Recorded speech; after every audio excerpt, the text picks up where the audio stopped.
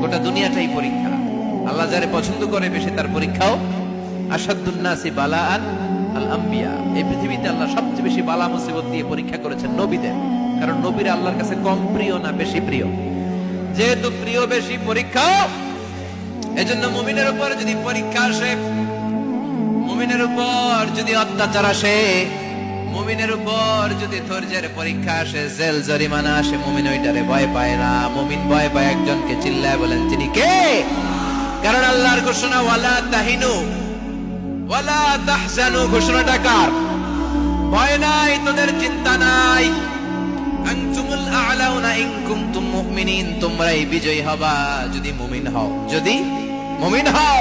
এজন্য ধৈর্যের পরীক্ষা দিতে হবে, আল্লাহর উপর তাওয়াক্কুল করতে হবে, অত্যাচার আর জুলুম আল্লাহর নামে সহ্য করে যেতে হবে। চিল্লায় বলেন ঠিক কিনা? কারণ মুসলিমের সাথে আল্লাহ থাকে।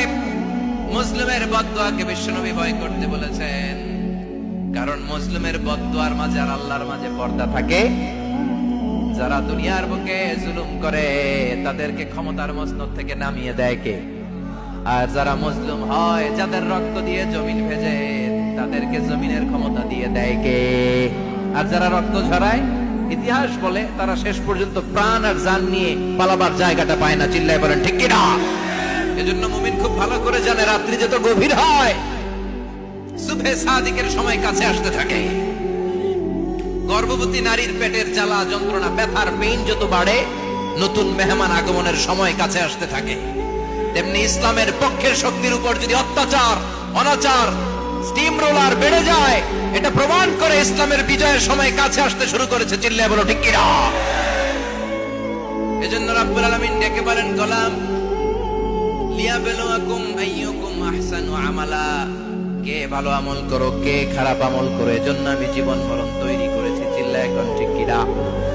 এরপর আল্লাহ বললেন, ওয়ালাকাদ যায়্যানাস সামাআদ দুনিয়া বিমাসাবিহা ওয়া জাআলনাহা রুজুমান লিশ-শায়াতিন। সুবহানাল্লাহ বলেন।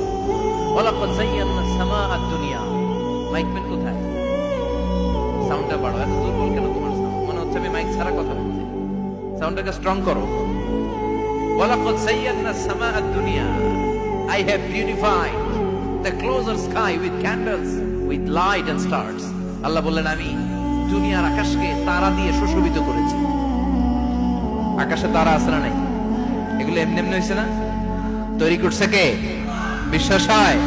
কোন সন্দেহ আছে? এখন তো লাইটিং ফাইটিং এর যুগে তারার যে কি সৌন্দর্য আমরা বুঝি না।